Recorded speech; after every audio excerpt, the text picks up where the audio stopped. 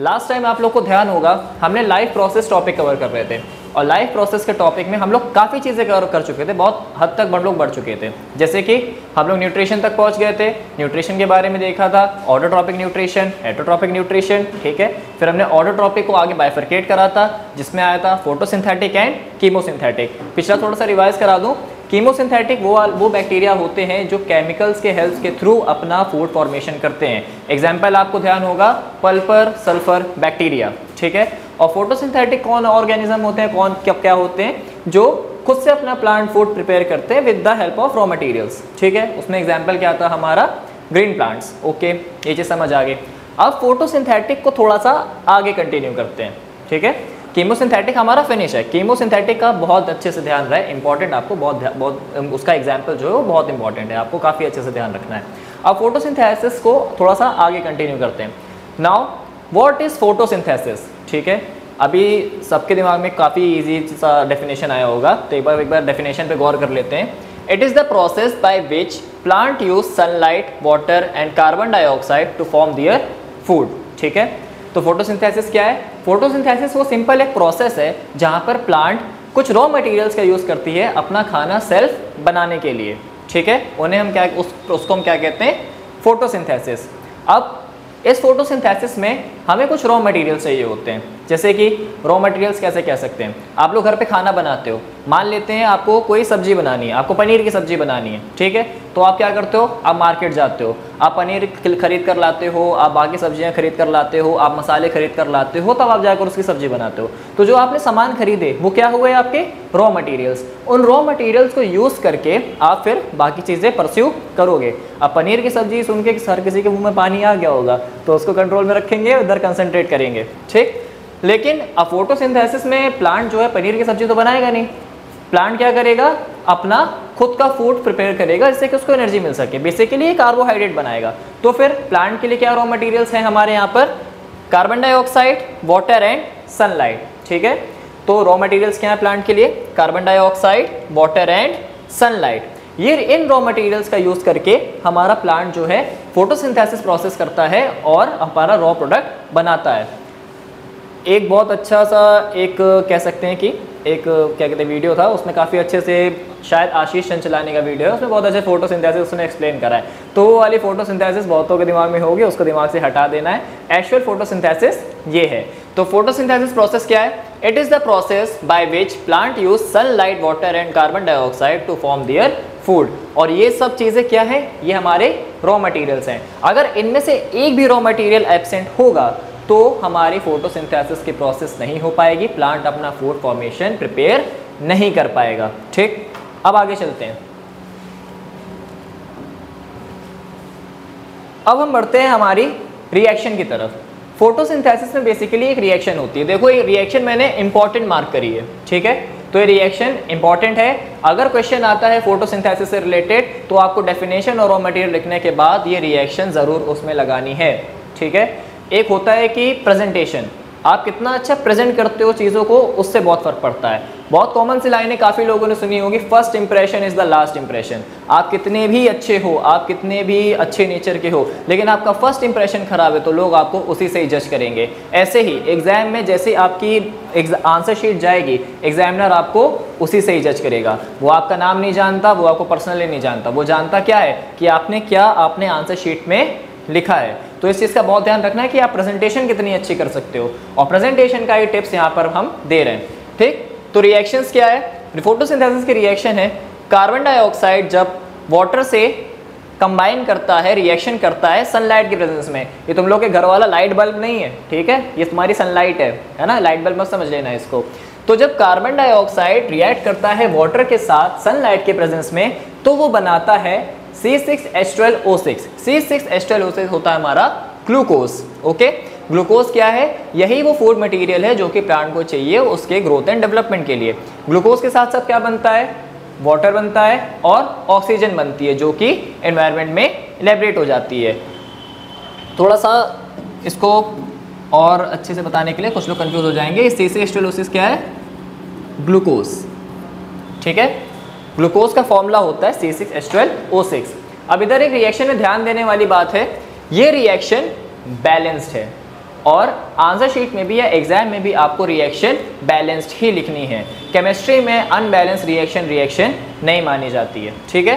तो अगर हम डायरेक्ट समझें तो क्या है यहाँ पे रिएक्शन, कार्बन डाइऑक्साइड जब कंबाइन होती है वाटर के साथ, किसके प्रेजेंस में, सनलाइट के प्रेजेंस में, तो वो क्या बनाती है, reserve form of food material क्या बनाती है प्लांट में, ग्लूकोज, जो कि जिसका फॉर्मूला है C6H12O6, और क्या बनाती है, वाटर, और क्या बनाती है, ऑक्सीजन, जो कि एनवायरनमेंट में इलेबोरेट हो जाती है। तो आई होप एक फोटोसिंथेसिस का एक बेसिक इंट्रोडक्शन यहाँ तक आपको क्लियर हो गया होगा। एक बार स्टार्टिंग से कंटिन्यू करेंगे।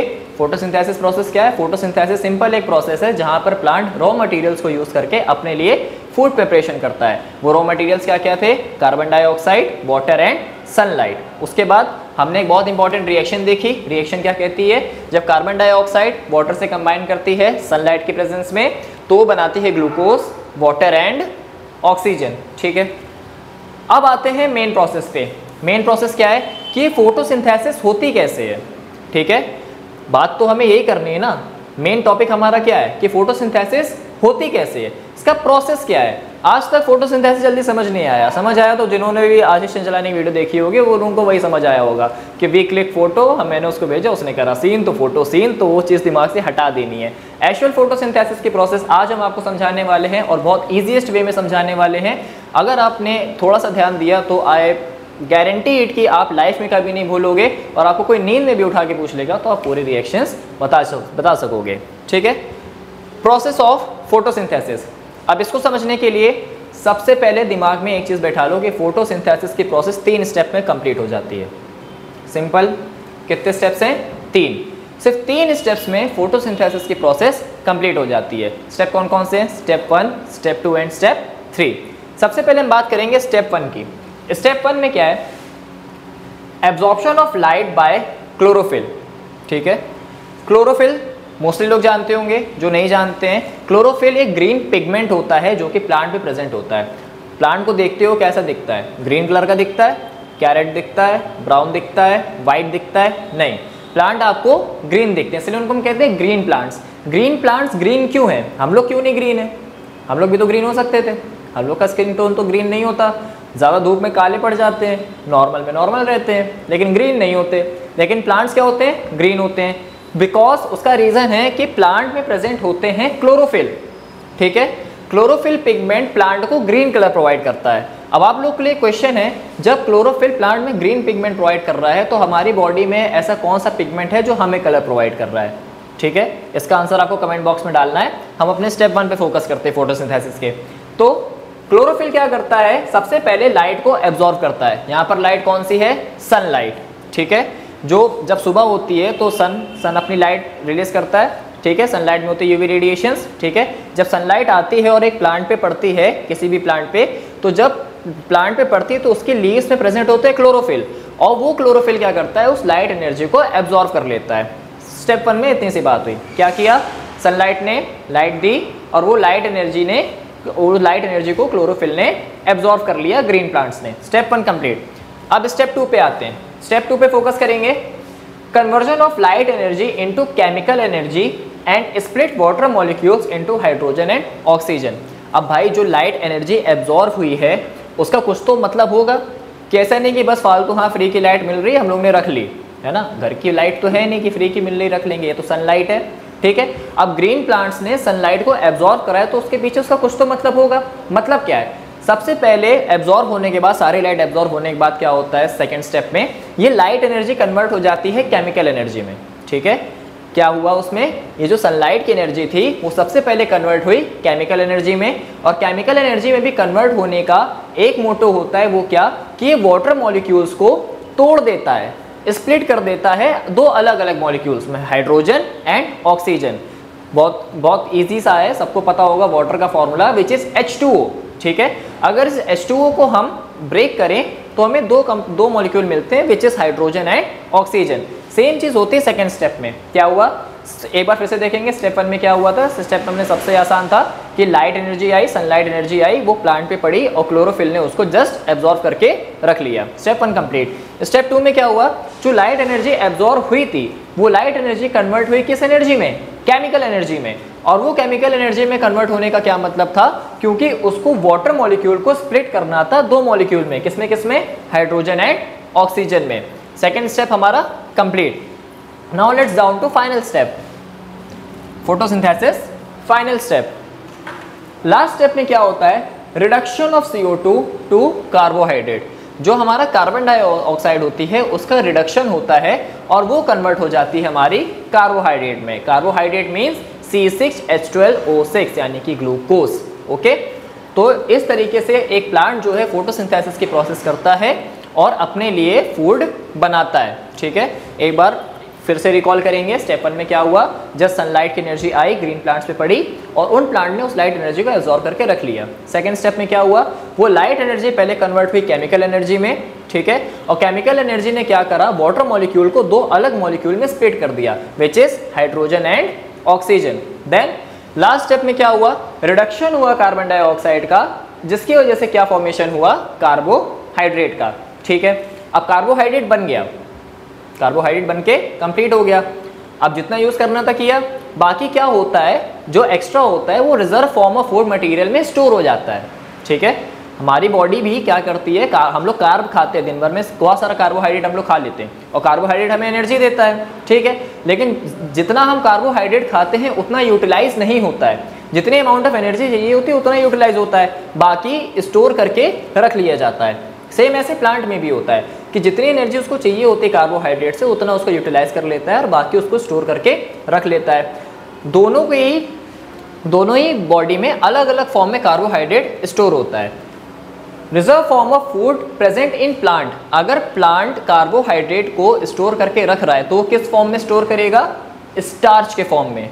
ठीक है, लेकिन एनिमल में क्या होता है, reserve form of food present in animal, animal में जो कार्बोहाइड्रेट है उसको अगर रिजर्व स्टोर करके रख रहा है तो वो किस फॉर्म में करेगा, ग्लाइकोजन। ये बहुत ही इंपॉर्टेंट चीज़ है, काफ़ी टाइम इससे क्वेश्चंस आते हैं कि what is the reserve form of food material present in plant, direct question आता है, what is the reserve form of food material present in plant, तो उसका आंसर क्या है, starch. And what is the reserve form of food material present in animals, तो उसका answer है glycogen. काफ़ी इंपॉर्टेंट चीज़ है, इसको इंपॉर्टेंट मार्क कर लेंगे और इसको कभी नहीं भूलेंगे।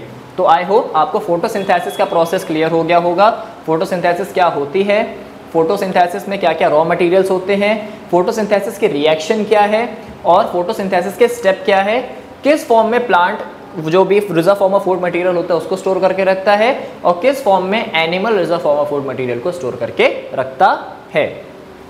ठीक है, तो यहाँ तक हमारा फोटोसिंथेसिस का प्रोसेस कंप्लीट होता है। फोटोसिंथेसिस के बारे में अगर आपको इतना दिमाग में पूरा बैठ गया है तो आपको इससे कोई प्रॉब्लम नहीं होने वाली है। अब आगे टॉपिक पे चलते हैं। हमारा नेक्स्ट टॉपिक है स्टोमेटा। ठीक है, हमारा नेक्स्ट टॉपिक क्या है, स्टोमेटा। अब थोड़ा बहुत स्टोमेटा के बारे में हम लोग देखेंगे कि स्टोमेटा क्या होता है, स्टोमेटा के क्या फंक्शंस होते हैं। मेन इसके स्टोमेटा के फंक्शंस हैं। ठीक है, आपसे ज़्यादातर स्टोमेटा के फंक्शंस ही पूछे जाएंगे, लेकिन पूरी नॉलेज देना हम लोग का काम है, इसीलिए तो आप इस चैनल पे आते हो कि आपको डिटेल्ड नॉलेज मिले हर चीज़ की, ताकि क्वेश्चंस कहीं से भी पूछे जाएं आप उसके आंसर लिख लें।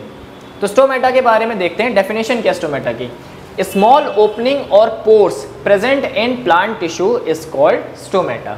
ठीक है, छोटी छोटी ओपनिंग और पोर्स जो प्लांट टिश्यू में प्रेजेंट होते हैं उन्हें हम स्टोमेटा कहते हैं। बहुत इजी सा है। अब अगर कंफ्यूज हो रहे हो छोटी सी ओपनिंग और पोर्स क्या है, बहुत अच्छे एग्जाम्पल से मैं आपको बताता हूँ। जैसे कि हमारे स्किन में भी पोर्स होते हैं, इस समय गर्मियाँ बहुत हैं, स्वेटिंग हो रही है, पसीना निकल रहा है। ठीक है, अब हमारी बॉडी में पोर्स नहीं होते तो पसीने कैसे निकलते। ठीक है, अब अपने हाथ को देखेंगे तो जो हेयर्स हैं, एक्चुअली ये हेयर्स निकले हैं छोटे छोटे पोर्स से, है ना, माइक्रो पोर्स होते हैं, आपको नॉर्मल आई से नहीं दिखेंगे। ठीक है, लेकिन हमारे स्किन में भी बहुत से छोटे छोटे पोर्स हैं जहाँ से सिक्रीशन हो रहा है। ऐसे ही हमारे प्लांट की टिश्यू में भी बहुत छोटी छोटी ओपनिंग, बहुत छोटे छोटे माइक्रो पोर्स होते हैं जो कि नेकेड आई से नहीं दिखते हैं, और उन्हीं को हम क्या कहते हैं, स्टोमेटा। ठीक है, तो बात क्लियर हो गई, स्टोमेटा क्या है। स्मॉल ओपनिंग और pores present in plant tissue is called stomata. बहुत इजी सा था। अब इसका फंक्शन क्या है। ठीक है, अब प्लांट में है तो उसका कुछ तो फंक्शन है ना, फालतू तो है नहीं कुछ। तो फंक्शन क्या है इसका, सबसे पहला फंक्शन, इंपॉर्टेंट फंक्शन, ट्रांसपिरेशन। ठीक है, नाम याद रखेंगे, ट्रांसपिरेशन। और दूसरा function gaseous exchange during photosynthesis. ठीक है, फोटोसिंथेसिस में जब गैसियस एक्सचेंज हो रही थी तो उसमें भी हेल्प कौन कराता है, हमारा स्टोमेटा। ठीक, नीचे वाली लाइन तो बहुत इजी है, ये चीज़ क्लियर हो गई होगी कि गैसियस एक्सचेंज ड्यूरिंग फोटोसिंथेसिस, बहुत इजी सा था कि भाई जब फोटोसिंथेसिस की प्रोसेस चल रही है उसमें जो गैसियस एक्सचेंज हो रहा है, कार्बन डाइऑक्साइड ले रहा है प्लांट, ऑक्सीजन रिलीज कर रहा है, तो उसमें हेल्प कौन कराता है, हमारा स्टोमेटा। बहुत इजी सा था। अब ट्रांसपिरेशन क्या होता है? ट्रांसपिरेशन भी इतना ही आसान है, ये सिर्फ नाम देखने में बड़ा है। ट्रांसपिरेशन का मतलब क्या है, बहुत ध्यान से सुनेंगे, removal of access water from the surface of leaf. ठीक है, रिमूवल ऑफ एक्सेस वाटर, इसको देखेंगे, removal of access water from the surface of leaf. ठीक है, लीफ की सरफेस से एक्सेस वाटर के हटाने को प्रोसेस को हम क्या कहते हैं, ट्रांसपिरेशन। कभी कभी 1 मार्क में या 2 मार्क में डायरेक्ट क्वेश्चन पूछ लेते हैं, एक्सप्लेन ट्रांसपिरेशन। ठीक है, एलेबोरेट ट्रांसपिरेशन, तो कंफ्यूज हो जाते हैं कि अरे ट्रांसपिरेशन क्या है, ट्रांसपिरेशन तो समझ नहीं आया। तो ट्रांसपिरेशन क्या है, removal of access water from the surface of leaf. बहुत आसान सा है, लीफ के सरफेस से एक्सेस वाटर के रिमूव करने के प्रोसेस को हम क्या कहते हैं, ट्रांसपिरेशन। और उसमें भी हेल्प कौन कराता है, हमारा स्टोमेटा। ठीक है, तो स्टोमेटा क्या है, stomata is a small opening और pores which are present in a plant tissue is called stomata. इसके दो फंक्शन है, transpiration and gaseous exchange during photosynthesis. What is transpiration? Transpiration is the process of removal excess water from the surface of leaf. I hope इतना clear हो गया होगा। ठीक है, अब थोड़ा सा स्टोमेटा के बारे में देखते हैं। स्टोमेटा का थोड़ा सा डायग्राम देखो यहाँ पर है। ठीक, स्टोमेटा कुछ ऐसा दिखता है। ठीक है, स्टोमेटा कुछ ऐसा दिखता है, जिसमें कि स्टोमेटा में बेसिकली तीन ज़्यादातर मार्किंग देखी गई है, तीन ज़्यादातर उसमें डिटेल देखी गई हैं, जो कि है सबसे पहला एपिडर्मल सेल, ठीक है, then guard cell and then vacuoles. ठीक है, और भी इसमें डिटेल्स होती हैं, वो अगर आप एक बेटर डायग्राम देखेंगे तो उसमें आपको ज़्यादा अच्छे से पता चल जाएगा। लेकिन जो तीन इंपॉर्टेंट डिटेल्स हैं वो क्या क्या हैं हमारी, epidermal cells, vacuoles and guard cells. ठीक है, अब इधर आपको एक डिफरेंस दिख रहा होगा कि ये स्टोमेटा ओपन है और ये स्टोमेटा बंद है। ठीक है एक ही स्टोमेटा, ये मत समझ लेना कि ये स्टोमेटा अलग है जिसको ऑलरेडी मुंह खुला हुआ है, स्टोमेटा क्लोज जिसको ऑलरेडी मुंह बंद है, नहीं, ये एक ही स्टोमेटा है जिसने पे ही दो फंक्शन कर रहा है, एक जब वो खुला हुआ है और एक जब वो बंद है। तो जब खुला हुआ है तो उसको हम कहेंगे ओपन स्टोमेटा, और जब बंद है तो उसको हम कहेंगे क्लोज स्टोमेटा। ये ओपन और बंद होने का रीज़न क्या है, ठीक है, कि भाई क्यों अपना मुंह खोल रहा है, बंद कर रहा है, क्यों ज़्यादातर ये प्रोसेस कर रहा है, सिर्फ दो चीज़ के लिए। जब स्टोमेटा ओपन होगा तब H2O इसके अंदर एंटर करेगा। H2O मतलब वाटर। अगर पानी को स्टोमेटा के अंदर जाना होगा, अगर वाटर की रिक्वायरमेंट है उसको स्टोमेटा के अंदर जाना है, तो स्टोमेटा को अपना मुंह खोलना पड़ेगा। ठीक है, और अगर वाटर को बाहर निकालना है, अंदर पानी बहुत ज़्यादा हो गया, ठीक है, वो प्रॉब्लम क्रिएट कर रहा है, भाई पानी को हमें हटाना, ज़्यादा हो गया, ठीक है, तो उसको क्या करना पड़ेगा, स्टोमेटा को अपना मुंह बंद करना पड़ेगा, जिससे कि एक्सेस वाटर अंदर ना जा पाए। ठीक है, तो दो प्रोसेस है। अगर स्टोमेटा ओपन है मतलब कि H2O उसके अंदर जाएगा, पानी अंदर जाकर उस स्टोमेटा के पहुंचेगा, और जब स्टोमेटा क्लोज है तो वाटर ऑलरेडी बाहर आएगा। ठीक है, अब इसको बहुत लोग कंफ्यूज होंगे कि वैसे इतना टफ तो है नहीं, लेकिन फिर भी काफ़ी लोगों को कन्फ्यूजन हो जाती है कि अरे स्टोमेटा ओपन था तब पानी अंदर जा रहा था, कि स्टोमेटा क्लोज था तब पानी अंदर जा रहा था। तो इसको याद करने के लिए बहुत अच्छा तरीका बताते हैं। ऑलरेडी बच्चों ने एक मूवी देखी है जिसका नाम है बाहुबली। ठीक है, अब तुम लोग सोच रहे होगे कि बाहुबली का इससे क्या कनेक्शन है। बहुत अच्छा कनेक्शन है। आप लोग को एक सीन ध्यान होगी, जब एक्चुअली उसमें जो देव सेना होती है और वो मंदिर के अंदर जा रही होती है, तब वहाँ के जो गार्ड होते हैं वो बीच में दो ऐसे भाले लगा देते हैं जिससे कि एंट्री ना हो। ठीक है, अब उन दो गार्ड को समझो तुम लोग गार्ड सेल्स। ठीक है, वो दो गार्ड क्या थे तुम्हारे, स्टोमेटा के गार्ड सेल्स। और देव सेना क्या है तुम्हारी, H2O यानी कि वाटर। तो जब देव सेना को अंदर जाना था, गार्ड सेल्स ने क्या करा, अपने गार्ड सेल्स बंद कर लिए, यानी कि स्टोमेटा को क्लोज करा। जैसे गार्ड सेल्स ने गार्ड रोके तो देव सेना रुक गई, यानी कि वाटर रुक गया। तो जब गार्ड सेल्स बंद हुए यानी कि स्टोमेटा क्लोज हुआ, तब वाटर अंदर नहीं गया, वाटर बाहर निकला। लेकिन अगर उसी जगह उन जो गार्ड सेल्स थे उन्होंने अगर भाले ना लगाए होते और हटा देते तो देर से अंदर चली जाती, यानी कि वाटर अंदर पहुंच जाता।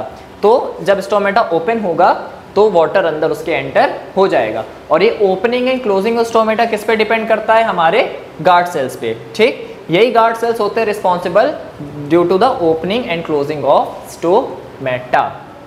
ठीक है, तो इसके साथ हमारा ऑटोट्रॉपिक न्यूट्रिशन का पार्ट होता है कंप्लीट। आई होप आपको समझ आया होगा। नेक्स्ट क्लास में हम स्टार्ट करेंगे हेटेरोट्रॉपिक न्यूट्रिशन। ठीक है, उसमें डिटेल डिस्कस करेंगे कि हेटेरोट्रॉपिक न्यूट्रिशन क्या होते हैं, हेटेरोट्रॉपिक न्यूट्रिशन में कितने बाइफर्केशंस आते हैं, देन हम लोग आगे परस्यू करेंगे अपने डाइजेस्टिव सिस्टम के साथ। तो फिर इसको आगे समझने के लिए और कोई भी क्लास मिस करने के लिए नहीं करने के लिए आपको क्या करना है? सिंपल सा काम है, आपको सब्सक्राइब बटन दबाना है, बेल आइकन दबाना है, ताकि अगर कोई भी क्लास अपलोड होती है जो कि आपके फेवर में होगी तो आपके पास एक सिंपल नोटिफिकेशन आ जाएगी। Thank you for the class.